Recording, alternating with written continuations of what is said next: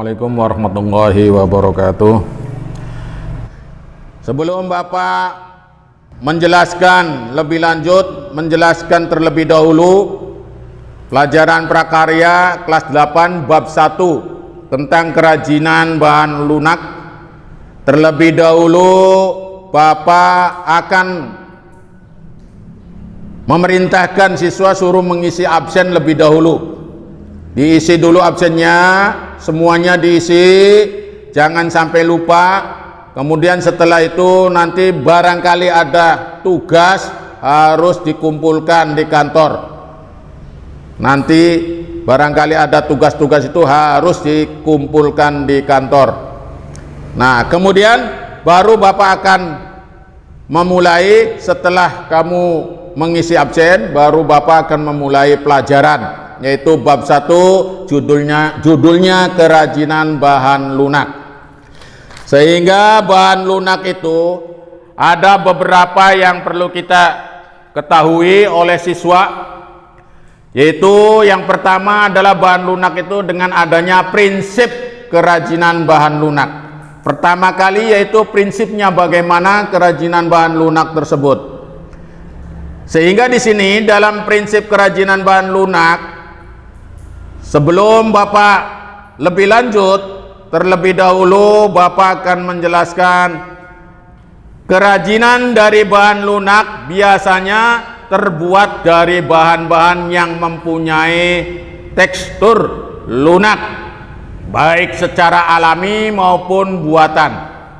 Benda kerajinan termasuk dalam bagian karya seni, rupanya yang dibuat secara manual. Kerajinan dari bahan lunak, bahan baku utamanya ada yang sengaja dibuat atau bahan imitasi, tapi ada juga yang menggunakan bahan alami.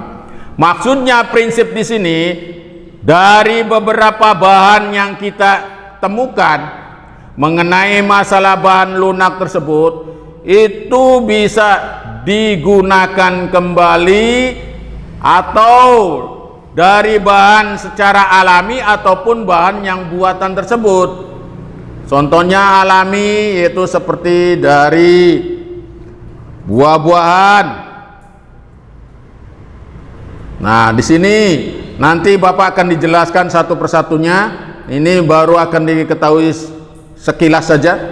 Kemudian benda kerajinan termasuk dalam bagian karya seni ini bisa dilihat di LKS itu, ada gambarnya, dilihat di situ ada contohnya dan ada contohnya dan ada gambarnya di situ. Bisa kita renungi, bisa kita pahami. Itu yang disebut prinsip kerajinan bahan lunak. Bahan lunak itu dibuat atau bahan imitasi, artinya bahan lunak itu bisa dibuatnya itu dari bahan imitasi ataupun tidak imitasi, asli. Itu maksudnya yang bukan imitasi itu adalah bahan dari alami.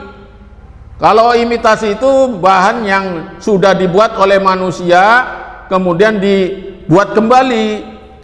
Kalau sudah hancur kemudian nanti akan dibikin kembali, itu namanya imitasi nanti. Ciri khas tersendiri, mempunyai produk unggulan dan masing-masing produk, artinya mempunyai ciri-ciri tersendiri, ciri-ciri khas tersendiri. Imitasi itu seperti itu dan bukan imitasi itu seperti itu. Itu yang dimaksud daripada produk unggulan nanti di situ. Nah, yang pertama prinsip kerajinan bahan lunak. Prinsipnya kerajinan bahan lunak itu adalah suatu produk kerajinan yang menggunakan bahan bersifat lunak sebagai dasar pembuatannya.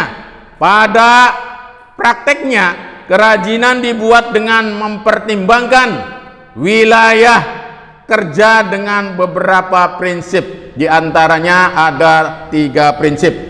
Yang pertama adalah ke daerah atau tradisional. Kedua adalah keterampilan tangan. Ketiga adalah keterampilan teknik. Kerajinan merupakan membedakan yang mempunyai nilai guna praktis bersifat universal, dibuat dengan keterampilan teknik tangan namun masih dipengaruhi oleh adat istiadat setempat. Artinya bisa dipengaruhi universal, bisa dipengaruhi oleh teknik. Nah, di situ mengenai istiadat itu bisa dipengaruhi dengan universal dan juga bisa dipengaruhi oleh teknik keterampilan tersebut. Kedaerahannya itu, ciri khas kedaerahannya itu, kerajinan merupakan benda-benda yang mempunyai nilai guna praktis bersifat universal. Kemudian yang kedua adalah keterampilan tangan. Kerajinan dibuat dengan menggunakan keterampilan tangan, meskipun diproduksi banyak, produksi kerajinan masih tetap mengandalkan tangan. Sementara itu industri bertumpu pada kekuatan mesin. Inilah yang membedakan antara produk kerajinan dan produk industri. Yang ketiga adalah keterampilan teknik. Pembuatan benda-benda kerajinan dilakukan secara berulang-ulang dan didasari oleh keterampilan teknik, keprigelan, kecantikan, sehingga produk yang dihasilkan sudah tentu memiliki kekhasan tangan yang nampak dengan detail, rumit, dan hanya dapat dilakukan dengan keterampilan teknik yang dimiliki oleh tangan seseorang. Yang kedua, yang bagian B, yaitu jenis dan karakteristik kerajinan bahan lunak. Bahan kerajinan tangan memiliki sifat tertentu yang mempengaruhi hasil dari kerajinan itu sendiri.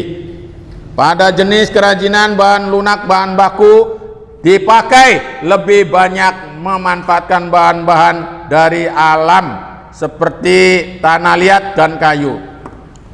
Di sini yaitu jenis-jenis daripada bahan lunak. Yang pertama adalah bahan tanah liat, kedua adalah bahan gips, yang ketiga adalah bahan serat alam, yang keempat adalah bahan bubur kertas, yang kelima adalah bahan kulit, yang keenam adalah bahan sabun, yang ketujuh adalah bahan lilin, yang kedelapan adalah bahan fiberglass. Nah, bahan tanah liat itu kerajinan dari tanah liat banyak dijumpai di Indonesia. Beragam kerajinannya dapat dibuat dan tanah liat seperti gerabah, genteng, keramik, dan jenis kerajinan lainnya. Kemudian bahan gip, banyak orang yang tertarik dengan kerajinan gip itu dikarenakan untuk pembuatan dan dibilang mudah daripada kerajinan lainnya. Itu saja yang Bapak terangkan dan jelaskan.